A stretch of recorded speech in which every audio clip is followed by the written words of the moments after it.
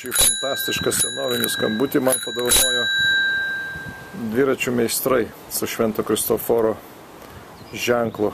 Jam gal koks 60 metų šiam skambučiui.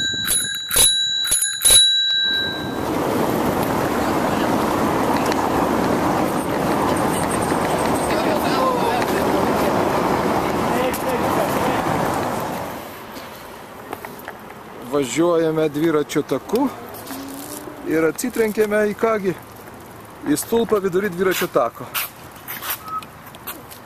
Štai ką reiškia, kai projektuotojai planuoja tik tai prie savo darbo stalo ir niekada matyt patys dviračių nevažinėja.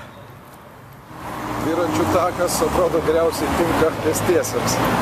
Bet šiais metais specialiai ženkliai daugiau pažymėsime dviračių takus, kad nevaikščiotų dviračių takais.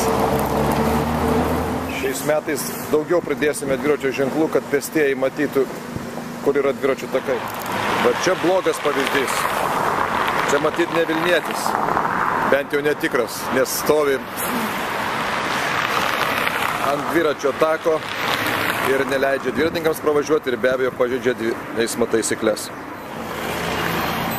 Kaip sekasi dviračiu važinėt? Puikiai.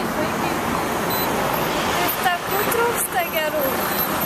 Darysim daugiau. Gerai. Reikia dar mokyti tiek vairuotojus, tiek pačius dviratininkus. Jau vieną nufilmavau, kuris priparkavęs mašiną ant dviračio tako. Nu jo, čia labai dažnai pasitaiko būti važiuoti. Ir šitie dviračių juosta, na, tokių, kurie važiuoja prekes iškraut konkretų, iškraut konkretų. Ir taip ir tenka, va, kaip važinėti. O iš dviratininkų pusės tai net pasitaiko tie, kurie važiuoja kitą eismo pusę. Tai irgi super. Ačiū.